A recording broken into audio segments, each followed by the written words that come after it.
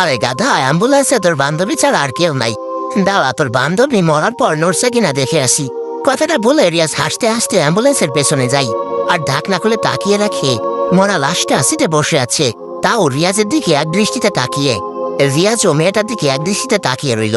রিয়াজের কোনো নড়াচড়া না দেখে হেল্পার আর লোকটা রিয়াজের কাছে আসে। ওরা এসে এমন দৃশ্য দেখে জোরে এক চিৎকার মেরে উঠল। রিয়াজ ওদের দিকে তাকিয়ে কিছু বলতে যাবে, ততক্ষণে ওরা দৌড়ে পালিয়ে যায়। অন্ধকারে কে কোন দিকে পালিয়েছে সেটার কোনো হদিশ নেই। রিয়াজ এদের দৌড় দেখে ধীর স্বরে বলে, মদ খেয়ে আমি না হয় ভুলভাল দেখি, ওরাও দেখলো নাকি? কিছুক্ষণ মাথা চুলকানোর পর আর কিছু না ভেবে অ্যাম্বুলেন্সের দরজা বন্ধ করে দেয় রিয়াজ। এরপর সামনে এসে অ্যাম্বুলেন্সে উঠে বসে, পকেট থেকে ফোন বের করে লোকেশন দেখে, আর অ্যাম্বুলেন্স স্টার্ট করে সেই স্থান ত্যাগ করে। হাতে সিগারেট, চারপাশে ঘন কালো অন্ধকার। অ্যাম্বুলেন্সের লাইটের আলো রিয়াজ এগিয়ে যাচ্ছে। গাড়ি চলন্ত অবস্থায় হঠাৎ রিয়াজের ফোনে একটা কল আসলো। রিয়াজ ফোনের স্ক্রিনে তাকিয়ে দেখে অচেনা নাম্বার। ফোন রিসিভ করে রিয়াজ বলে, হ্যালো, কে? রিয়াজের জবাবে ওপাশ থেকে হেল্পার বলে, আরে ভাই, আপনি পাগল নাকি? ভূত নিয়ে কোথায় যাচ্ছেন? হেল্পারের কণ্ঠস্বর অনেক ভয়ার্থ শোনাচ্ছে। রিয়াজ স্বাভাবিকভাবে হেল্পারকে বলে, মদ খেয়ে ভুলভাল দেখেছ, ওখানে কিছুই নেই, মৃত লাশ বসতে পারে নাকি? রিয়াজের কথা শুনে হেল্পার আবারও ভারার্থ স্বরে বলে, ভাই, আপনি কিভাবে বুঝলেন? আমরা লাশটাকে বসা অবস্থায় দেখেছি, তার মানে আপনিও দেখেছেন। ভুল একজন দেখবে, আমরা তিনজনে দেখেছি লাশটা বসে আছে। আপনি বিপদে আছেন ভাই। ওর কথা শুনে রিয়াজ কলটা কেটে দেয়। এরপর আবার মনোযোগ বসায় অ্যাম্বুলেন্স চালানোতে। হেল্পারের সাথে কথা বলতে বলতে রিয়াজের সিগারেট প্রায় শেষ পর্যায়ে এসেছে, তাই রিয়াজ সিগারেট ফেলে আবার একটা নতুন সিগারেট ধরায়। কিছু দূর যেতে না যেতেই আবার হেল্পারের কল। রিয়াজ ফোনটা রিসিভ করে বলল, আবার কি হয়েছে? রিয়াজের এমন সাহসিকতা দেখে হেল্পার তখন বলল, ভাই, আমাদের যেখানে নামিয়ে দিয়েছেন তার ঠিক পেছনে একটা চায়ের দোকান আছে, আমি আর এই ভাই সেই দোকানে আছি। বড় ভাই সকালে গাড়িতে উঠে চলে যাবে, আপনি লাশ নামিয়ে দিয়ে আমাকে রিসিভ করে নিন। হেল্পারের পুরো কথা শুনে রিয়াজ আবার কোনো জবাব না দিয়ে কলটা কেটে দিল। এরপর আবার মনোযোগ বসায় অ্যাম্বুলেন্স চালানোতে। ঘটনার ঠিক 3 ঘন্টা বাদে রিয়াজ ফেনীতে প্রবেশ করল। এরপর লোকেশন চেক করতে করতে রিয়াজ ফেনীতে চারকান্দিয়া এলাকায় প্রবেশ করে। এখানে হাশেম মাস্টারের বাড়ি কোনটা তা ম্যাপ দেখে চেক করে রওনা করতে থাকে রিয়াজ। কিছুক্ষণ পর রিয়াজ ম্যাপ অনুযায়ী হাশেম মাস্টারের বাড়িতে উপস্থিত হয়। অ্যাম্বুলেন্সের আওয়াজ শুনে বাড়ির সবাই অলরেডি গেটের সামনে চলে আসে। রিয়াজ মানুষজন দেখে আরেকটু নিশ্চিত হয় যে সে সঠিক স্থানে এসেছে। সবার সামনে গিয়ে রিয়াজ অ্যাম্বুলেন্স দাঁড় করায়। এরপর অ্যাম্বুলেন্স থেকে নেমে লাশের আত্মীয় স্বজনদের উদ্দেশ্যে বলে, কয়েকজন আমার সাথে আসুন, লাশ নামাতে হবে। রিয়াজের কথা শুনে লাশের আত্মীয় স্বজনের মুখে একটা উত্তেজিত ভাব দেখা যায়। সাথে হেল্পার নেই, আর নেই লাশের চাচাতো ভাই। লাশ নিয়ে অ্যাম্বুলেন্স ড্রাইভার একা কেন এলো? এই প্রশ্নটা সবার মাথায় ঘুরপাক খাচ্ছিল। তাদের বিস্মিত মার্কার চেহারা দেখে রিয়াজ নিজেই তাদেরকে বলে উঠল, সাথে যে 2 জন এসেছে তারা কোনো এক কাজে রাস্তায় নেমে গেছে, তাই লাশ আমার একা আনতে হয়েছে। আপনাদের যে লোক এসেছে তিনিও সকালে নাকি আসবেন। রিয়াজের কথাটা কারো কারো কাছে ক্লিয়ার হলেও অনেকের কাছে ভিন্ন কিছু মনে হতে থাকে, যেন তারা সব জানে। রিয়াজের মিথ্যাটাও তারা যেন বুঝে গেছে।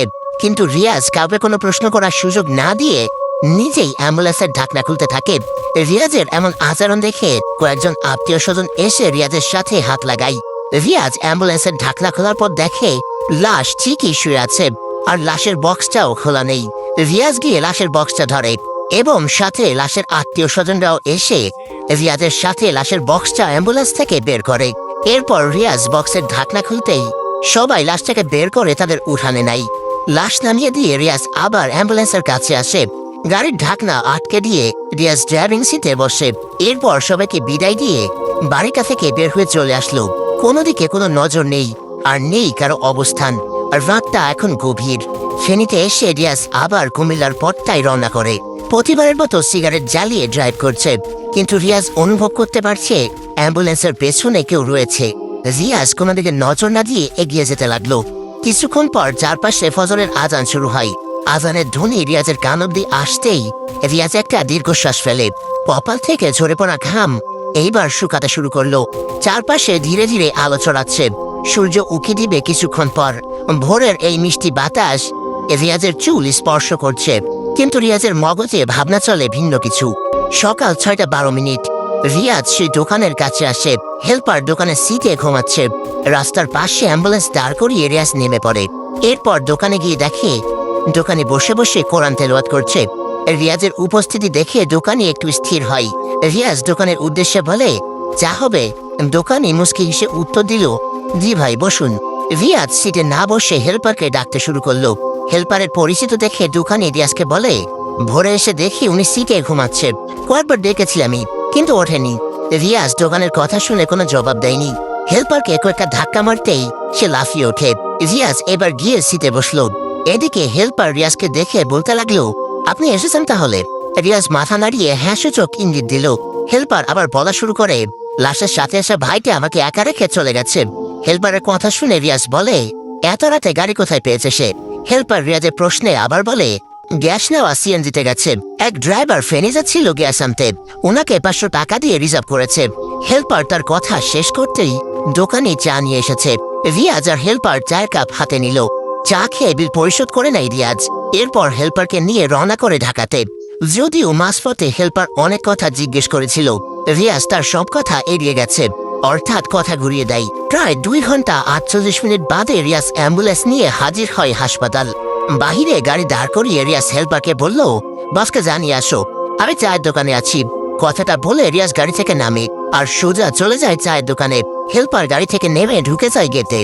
রিয়াজ চায়ের দোকানে যেয়ে আগে একটা সিগারেট ধরায়, এরপর চায়ের অর্ডার করে। কিছুক্ষণ বাদে হাসপাতাল থেকে বের হয় কালাম সাহেব। গেট থেকে বেরিয়ে সোজা উপস্থিত হয় রিয়াজের কাছে। রিয়াজ কালাম সাহেবকে দেখে একটু মুচকি হাসি দেয় আর দাঁড়িয়ে পড়ে। কালাম সাহেব কাছে আসতে রিয়াজ বলল, কি অবস্থা ভাই?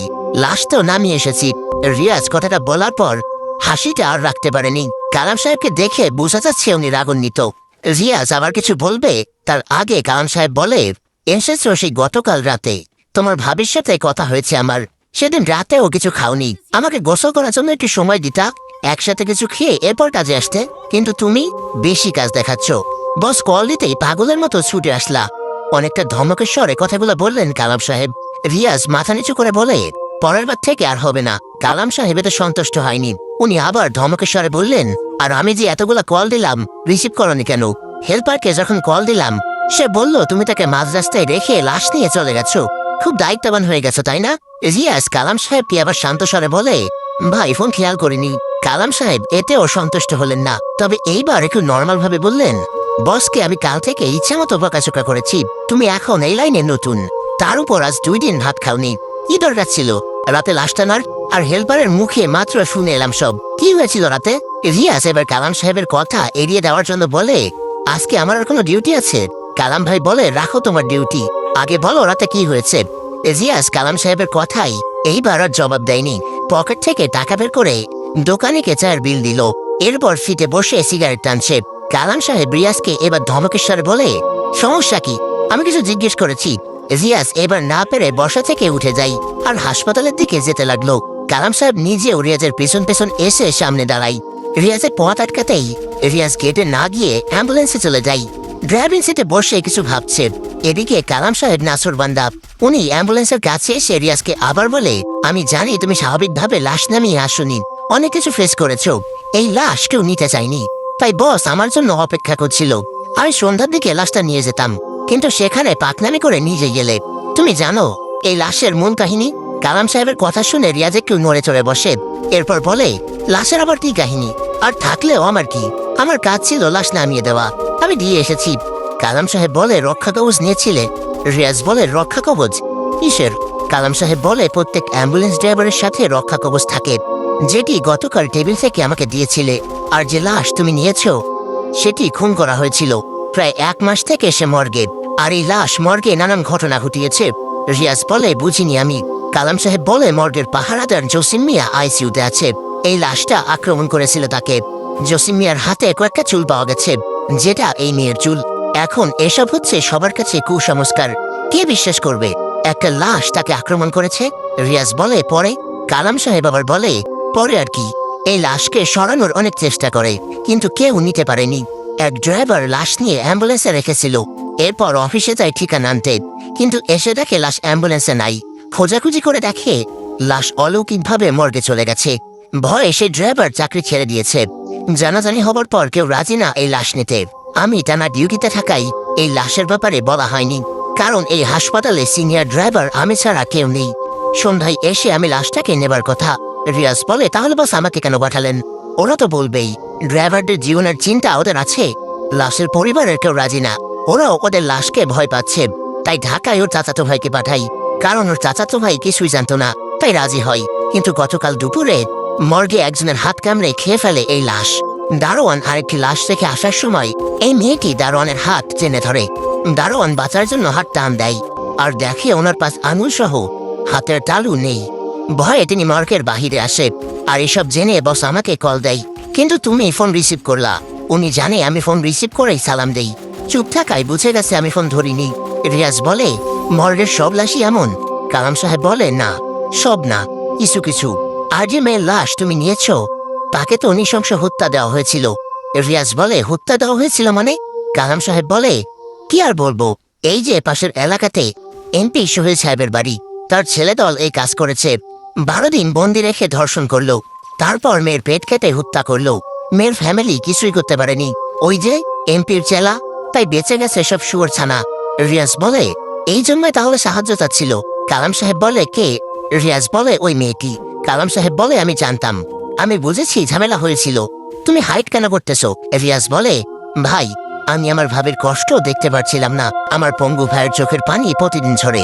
বকুল ভাইয়ের টাকা শোধ করতে হবে, এখানে আমার উদ্দেশ্য টাকা কামানোর। তাই এসব বলেও লাভ কি? তাদের কাজ তারা করে, আমার কাজ আমি করেছি। কালাম সাহেব বলে, আমাকে বলবা মূলত কি হয়েছিল? রিয়াজ বলে, চলুন চায়ের দোকানে যাই। রিয়াজ অ্যাম্বুলেন্স থেকে নেমে চায়ের দোকানে আসে। কালাম সাহেব ও রিয়াজের সাথে দোকানে চলে আসে। আরো 2টা চা আর সিগারেট নিয়ে বসে দুইজন। রিয়াজ চায়ের কাপে চুমুক দিয়ে বলতে শুরু করে, কাল শুরু থেকে আমি অস্বাভাবিকতার সম্মুখীন হয়েছি। যখন ঢাকার ভিতর, অর্থাৎ যাত্রাবাড়ির আগে জ্যামে পড়েছিলাম, তখন থেকে আমার শরীর ভার হয়ে যায়। এসব আমলে না নিয়ে হেল্পারের থেকে সিগারেট নিয়েছি আর ধরিয়েছি। জ্যাম ছেড়ে যখন দাউদকান্দি পার হয়েছি, তখন চলন্ত গাড়ির পাশে কেউ খুব স্বাভাবিকভাবে দাঁড়িয়ে সাহায্য চেয়েছে। গাড়ি থামাতাম, আমি থামাইনি, কিন্তু কিছুটা সন্দেহ হয়েছে। এত গতিতে গাড়ি চললো, বাহিরের লোকটা কিভাবে আমার জানালার পাশে দাঁড়াতে পারে? অবাক হয়ে আমি গাড়ি থামাই। এরপর নেমে যখন চারপাশে চোখ দিয়েছি, তখন দেখি আমার সামনে থাকা ভিড়ের মাঝে চাদর গায়ে কেউ দাঁড়িয়ে আছে। যদিও সে অনেক দূরে ছিল, আমি দূর থেকে সেই চাদর গায়ে দেওয়া অভয়বকে পর্যবেক্ষণ করেছিলাম, কিন্তু স্পষ্ট কিছু বুঝে উঠিনি। এক নজর তাকিয়ে থাকার পর বুঝলাম চাদরের ভেতর থেকে 2টা লাল চোখ জ্বলে উঠেছে। আমি তো মানুষ, ভয় মানুষরাই পাই, কিছুটা ভয় আমিও পেয়েছি। আর এই ভয় পাবার মাঝে খেয়াল করি চাদর গায়ে দেওয়া সেই অভয়বটা এক দৌড়ে ডান দিকে চলে গেল। তার দৌড়ের গতি এতটাই দ্রুত ছিল যা আমি খেয়াল করে নজরবন্দি করতে পারিনি। বুঝে যাই অস্বাভাবিক কিছু ঘটবে, তাই হেল্পার আর ওই লোককে নিয়ে রওনা করতে যাই। কিন্তু দেখি অ্যাম্বুলেন্সের চাকা লিক। এতটুকু বলে রিয়াজ আবার চায়ের কাপে চুমুক দেয়। কালাম সাহেবের চা ঠান্ডা হয়ে যাচ্ছে, সিগারেট জ্বলে যাচ্ছে, কিন্তু ওনার খবর নেই। উনি এক দৃষ্টি আর মন দিয়ে রিয়াজের কথা শুনে যাচ্ছে। রিয়াজ চার কাপ রেখে আবার বলতে শুরু করে, চাকার লিক সারানোর পর হেল্পার দিয়েছে চিৎকার। আমি ওই লোকের সাথে মদ খাচ্ছিলাম, মদের বোতলটা উনি এনেছে। গ্রামে এর চেয়ে পাওয়ারওয়ালা মদ খেয়েও আমার কিছুই হয় না, কিন্তু ওর এই 7 আপ মার্কা মদ খেয়ে আমার মাথা চাচতে হয়েছে। এখানে অস্বাভাবিকতা হচ্ছে আমি জানি, কিন্তু ওরা যাতে ভয় না পায় তাই মাতালের মতো সব হেসে উড়িয়ে দিচ্ছিলাম। আমার এই চেষ্টাকে ব্যর্থ করে লাশ উঠে বসে গেছে। আমি ওই মেয়ের দিকে তাকিয়েছিলাম, শুধু ভাবছিলাম বক্সের ঢাকনা কে খুললো, আর মেয়েটিও বা কিভাবে উঠে বসলো। আমার ভাবনার মাঝে হেল্পার আর ওই লোকটা এসে সব দেখে নাই আর দৌড়ে বালাই। কিন্তু আমি আমার কাজ সম্পন্ন না করে যেতে পারিনি। আমার ভাবি আর ভাই আমার জন্য অনেক করেছে, অনেক খেটেছে। চাকরির প্রথম কাজটা যদি সম্পন্ন করতে না পারি তবে জব চলে যাবে ভেবেই আমি দৌড়াইনি। বসে থাকা লাশের মুখের উপর দরজা বন্ধ করে দিয়েছি আর সোজা অ্যাম্বুলেন্সে বসে টার্গেটে যাচ্ছিলাম। আপনার কল আমি দেখেছি, ভেবেছি হেল্পার আপনাকে সব বলেছে, এই জন্য ধরিনি। যদি আপনি আমাকে লাশ নিতে বাধা দেন তবে আমি কাজ সম্পন্ন করতে পারবো না। ওসব ভূতের চেয়ে আমার কাছে টাকা জরুরি বেশি। কুমিল্লাতে অ্যাম্বুলেন্স ঢোকার পর আচমকা পেছন থেকে ওই মেয়েটির চিৎকার ভেসে আসে, কান্না করে আমাকে ডাকছে। আমি যেন তাকে নিয়ে না যাই। আমার কপাল বেয়ে ঘাম যাচ্ছিল, ভয় মনে আছে, কিন্তু আমার কাজ শেষ করার আগে আমি কোথাও যাব না এই ধারণা মনে এনে গাড়ি থামাইনি। আর পেছন এসে পেটাপেটি শুরু করেছে, যেন অ্যাম্বুলেন্স ভেঙে ফেলবে, তবুও গাড়ি থামাইনি। এইভাবে প্রায় 30 মিনিট সে চিল্লাচ্ছিল। আমি কোনো পরোয়া না করে অ্যাম্বুলেন্স চালিয়ে গেছি। কিন্তু যখন ফেনীতে যাই তখন ভয় লাগেনি, মানুষজন ছিল বাজারে। ফেনী শহর ছেড়ে যখন এলাকাটা ঢুকি তখন আবার লাশটা চিৎকার শুরু করে। আমি আল্লাহর নাম মুখে নিয়ে অ্যাম্বুলেন্স তবুও থামায়নি। শেষে হাসেম মাস্টারের বাড়িতে ঢোকার আগে লাশ চুপ হয়ে যায়। আমি দ্রুত গাড়ি থেকে নেমে লাশ তাদের হাতে বুঝিয়ে দিলাম।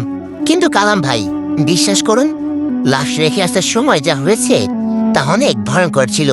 আমি যেন মৃত্যুর দরজা থেকে ফিরে এসেছি।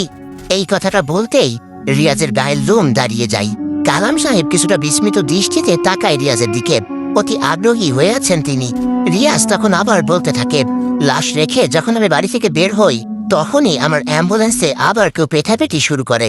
যে লাশ আমি মাত্র নামিয়ে এলাম সেটি আবার কিভাবে অ্যাম্বুলেন্সে এলো বুঝতে পারছি না, কিন্তু অস্বাভাবিক কিছু হচ্ছে সেটির তো সন্দেহ নেই মনে। আমি কোনো দিকে খেয়াল না রেখে অ্যাম্বুলেন্স চালিয়ে যাচ্ছিলাম। কোনোভাবে ফেনী শহরে যখন অ্যাম্বুলেন্স প্রবেশ করাই তখন আর কেউ পেটাপেটি করেনি। আমার একটা সন্দেহ ছিল, হয়তো ফেনী থেকে বের হতে না হতে আবার আক্রমণ করবে। যা ভাবা তাই হলো। ফেনী শহর থেকে বের হতেই আমি স্পষ্ট বুঝতে পারছি কেউ অ্যাম্বুলেন্স পেটাপেটি করছে। মনে হচ্ছে পেছনের লাশটা প্রচুর রেগে আছে এবং সে অ্যাম্বুলেন্স ভেঙে বের হয়ে যাবে। ছোটবেলায় কয়েকটা সূরা শিখেছিলাম, সূরা ইখলাস পড়তে শুরু করি আমি। যখনই মুখ থেকে উচ্চারণ করলাম কুল হুয়াল্লাহু আহাদ, তখনই পেটাপেটি বন্ধ করে দেয়। আমার কপাল বেয়ে ঘামের স্রোত নেমে যাচ্ছিল প্রচুর। আবার যখন উচ্চারণ করলাম আল্লাহুস সামাদ, সেই মুহূর্তে একটা অস্পষ্ট কণ্ঠ ফিসফিস করে আমার কানের কাছে বলতে থাকে, তুই অনেক বড় ভুল করে এসেছিস। আমি ভয়ে আবার পড়তে লাগলাম লাম ইয়ালিদ ওয়া লাম ইউলাদ। আমার মুখে আরবি শব্দ শুনে এইবার অ্যাম্বুলেন্সে একজন না, যেন 10-12 জন পেটাপেটি শুরু করেছে। আমার অ্যাম্বুলেন্স হেলে দ্রুতে শুরু করে, একবার ডানে একবার বামে, যেন তারা লাথি মেরে আমার অ্যাম্বুলেন্স ফেলে দিতে যাচ্ছে। আমার কন্ট্রোল হারিয়ে যাচ্ছিল। অ্যাম্বুলেন্স নাড়াচাড়া করার কারণে রাস্তার এদিক সেদিক করছিলাম আমি। তবুও মনে সাহস সঞ্চয় করে বলতে লাগলাম অলাম ইয়াকুল্লাহু কুফুয়ান আহাদ। সূরার শেষ লাইনটা বলতেই সিটের নিচ থেকে একটা কালো কুসকুসে হাত বেরিয়ে আসে এবং আমার গলা টিপে ধরে। মুহূর্তে আমার নিঃশ্বাস বন্ধ হয়ে যাচ্ছিল, পুরো শরীর ঘেমে একাকার। একে তো অ্যাম্বুলেন্স কন্ট্রোল করতে পারছিলাম না, তার উপর এখন শ্বাসরোধ শুরু হয়। যেটুকু শক্তি ছিল সেটুকু শক্তিতে আমি আবার চিৎকার দিয়ে বলতে শুরু করলাম কুল হুয়াল্লাহু আহাদ আল্লাহুস সামাদ লাম ইয়ালিদ ওয়া লাম ইউলাদ ওয়া লাম ইয়াকুল লাহু কুফুয়ান আহাদ। এইভাবে জোরে জোরে চিৎকার করে সূরা পাঠ করতে লাগলাম। আল্লাহর বাণী বারবার শুনতে পেয়ে সেই কালো হাতটা আমার গলা ছেড়ে দেয়। তবুও আমি সূরা পাঠ করেছি আর এগিয়ে যাচ্ছি। কিন্তু আমার অ্যাম্বুলেন্সের পেছনে পেটাপেটি আর ওই মেয়েটার চিৎকার শোনা যাচ্ছিল। গলা ছাড়ার প্রায় 3-4 মিনিট পর ফজরের আজানের ধ্বনি আমার কানে ভেসে আসে। আজানের শব্দ শুনতেই পেটাপেটি বন্ধ হয়ে যায়। এতক্ষণ মনে হচ্ছিল আমার গায়ে কিছু একটা ভর করেছিল, কিন্তু আজানের পর পুরো শরীর হালকা হয়ে যায়। আর কিছু হয়নি আমার। একটু শান্ত হই আমি। কপালের ঘাম আর গলা দুইটাই শুকিয়ে গেছে। তারপর হেল্পারের কাছে নেমে গলা বিছানোর জন্য চা খেয়ে ঢাকায় ফিরেছি। রিয়াজের মুখে পুরো বর্ণনা শুনে কালাম সাহেব হা করে তাকিয়ে রইলেন। রিয়াজ চায়ের কাপে আবার চুমুক দেওয়ার পর কালাম সাহেব বললেন, কিভাবে রিয়াজ? এ তো সত্যি মৃত্যুর দরজা থেকে ফিরে আসার মতো ঘটনা। তোমার সাহস আছে বলতে হবে। রিয়াজ সিগারেটে টান দিয়ে মুচকি হেসে বলল, সাহস আছে নাকি নেই জানি না, কিন্তু আমার প্রচুর টাকা লাগবে ভাই। হাতে আর 6 দিন আছে। কিভাবে 50,000 টাকা ম্যানেজ করব তা নিয়ে ভেবে যাচ্ছি। কালাম সাহেব রিয়াজের কথা শুনে একটু হতাশ হলেন। এরপর রিয়াজের কাঁধে হাত রেখে বললেন, সব ঠিক হয়ে যাবে, একটু অপেক্ষা করো, আল্লাহর উপর ভরসা রাখো। বিপদ থেকে উনি রক্ষা করবেন তোমাকে। উসিলা কেউ না কেউ তো হবেই। কথাটা বলে কালাম সাহেব দোকান ত্যাগ করলেন। রিয়াজ আনমনে তার সিগারেটে ডুবে আছে। এদিকে শাহরুখ খান অর্থাৎ রিয়াজের হেল্পারকে বস ডাক দিলেন। হেল্পার ওনার কেবিনে আসার পর বস বললেন, এইটা তো সত্যি অবাক করার বিষয়। একজন নতুন ড্রাইভার প্রথমবার এমন একটা কাজ করলো, আমি ভাবতেই পারছি না। হেল্পার বসের কথা শুনে বলল, বস পোলাটা সাহসী আছেন, হাতছাড়া করেন না, স্যালারি বাড়িয়ে রেখে দেন। বস একটা মুচকি হাসি দিয়ে বলে, উপর থেকে আমাকে যা দেওয়া হয় আমি সেটাই তোমাদের দিচ্ছি, তবে আমি কথা বলবো ওর ব্যাপারে। এইরকম ড্রাইভার খুব কম পাওয়া যায়। আর শুনো, রিয়াজকে বলে দাও আজ বাসায় চলে যেতে, ওর ডিউটি রাতে। গতকাল এমনিতেও ঘুমায়নি, ওর ঘুম প্রয়োজন। শাহরুখ খান হ্যাঁ সুযোগ মাথা নাড়িয়ে কেবিন ত্যাগ করে। নিচে রিয়াজ বসে আছে দোকানে। হেল্পার রিয়াজের কাছে এসে একখানা বলল, বস বলল আপনার ছুটি, যদিও আমি রিকোয়েস্ট করে আপনার ছুটি নিয়ে দিচ্ছি। একজন বলিউড হিরো আমার নাম বিক্রি করে খাই, আমার রিকোয়েস্টও রাখতে বাধ্যই। যান বাসায় যান, রেস্ট করুন, রাত 8টা থেকে সকাল অবধি আপনার ডিউটি। কথাটা বলে হেল্পার কানে হেডফোন গুঁজে দেয় আর চলে যেতে থাকে। রিয়াজও প্রচুর ক্লান্ত। তাই দোকানের বিল পে করে চলে যায় বাসার দিকে। বাসায় সে রিয়াজ ঠাস করে বিছানায় শুয়ে পড়ে। গোসল না করে ঘুমানোর মতলব। ক্লান্ত শরীর নিয়ে আর দুপা এগিয়ে যাবার শক্তি নেই। তখনই সেই অস্পষ্ট ফিসফিস করা শব্দে কেউ বলল, এসে গেছিস। রিয়াজ শব্দটা শুনে লাফ মেরে উঠতে চায় বিছানা থেকে, কিন্তু কোন একটা অদৃশ্য শক্তি যেন রিয়াজকে খাটের সাথে চেপে ধরেছে। রিয়াজ বহু শক্তি লাগানোর পরেও উঠতে পারে না। এমতো অবস্থায় খাটের নিচে কারো হাসার শব্দ, চিকন একটা ভয়ঙ্কর কণ্ঠস্বর। সে যেন খাটের নিচে প্রচুর মজা পাচ্ছে। রিয়াজ কোনোভাবে মাথা তুলে পায়ের দিকে তাকায়, দেখে একটা বাচ্চা ছেলের কালো কুচকুচে হাত বেরিয়ে আসে। অনেক ছোট বাচ্চার হাত, যেমন 2-3 মাসের বাচ্চাদের যেমন হাত হয়। রিয়াজ সেই কালো হাতটা দেখে চিৎকার করতেই যাবে, তখনই রিয়াজের বালিশটা থেকে রক্ত বের হতে থাকে। রিয়াজ কিছু বুঝে ওঠার আগেই বাসার দরজা জানলা নিজে থেকে বন্ধ হয়ে গেল। পুরো রুম হয়ে যায় অন্ধকার। অন্ধকারের মধ্যে সেই বাচ্চা ছেলেটা খাটের নিচ থেকে বের হয়। পুরো রুমে অন্ধকার হলেও ঝাপসা দৃষ্টিতে রিয়াজ সেই বাচ্চাটাকে দেখতে পায়। একদম ছোট একটা বাচ্চা। এক লাফে বাচ্চাটি খাটের উপরে উঠে রিয়াজের দিকে তাকায়। রিয়াজের চেহারার দিকে তাকালেও স্পষ্ট দেখতে পায়নি।